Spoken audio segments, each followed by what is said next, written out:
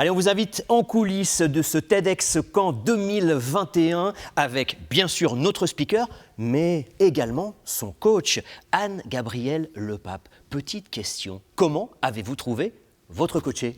Je l'ai trouvé formidable, c'était un vrai plaisir de l'entendre, le voir. Je trouve que c'est un formidable conteur.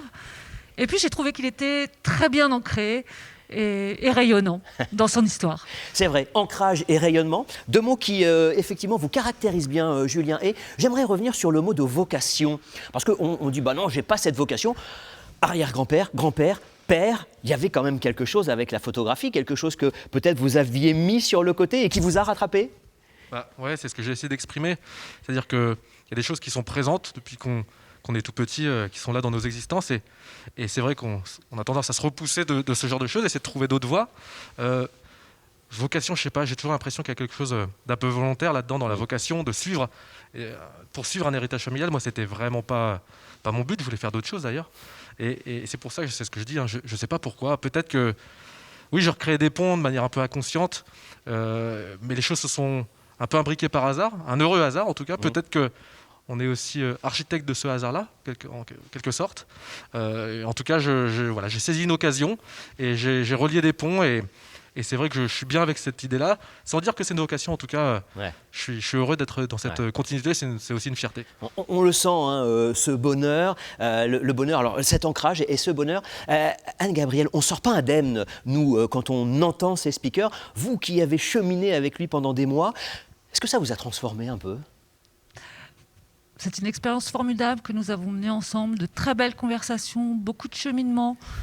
Essayer de trouver finalement l'essentiel dans l'expérience de Julien pour parler pour le plus grand nombre d'entre nous, puisque les questions qu'ils se sont posées, forcément, elles résonnent pour nous aussi. Cette question de l'urgence, cette question de la tranquillité, c'est aussi un message pour les parents qui nourrissent, alimentent leurs enfants, toujours de choses à découvrir, presque comme une obligation. Cette idée aussi d'aller se lancer ou d'être au bord du vide fécond peut-être. Donc c'est ce qu'il en sort pour Julien. Et cette belle aventure transgénérationnelle aussi qu'il a voulu nous livrer. Et ça, c'est très généreux de sa part aussi. Beaucoup de générosité, beaucoup de sensibilité. Et beaucoup de sensibilité. Et puis, alors moi j'ai beaucoup aimé cette notion de, voilà, il y a eu la passion et maintenant il y a l'amour. C'est très beau ça, Julien. Alors c'est venu aussi en réflexion de ce TED-là. Quand on parle d'amour, on parle forcément de passion. Et peut-être que les deux sont évidemment très liés, mais peut-être qu'on ne parle pas exactement de la même chose. Et c'est vrai que la passion, j'ai beaucoup parlé de ça dans cette présentation, de sensations.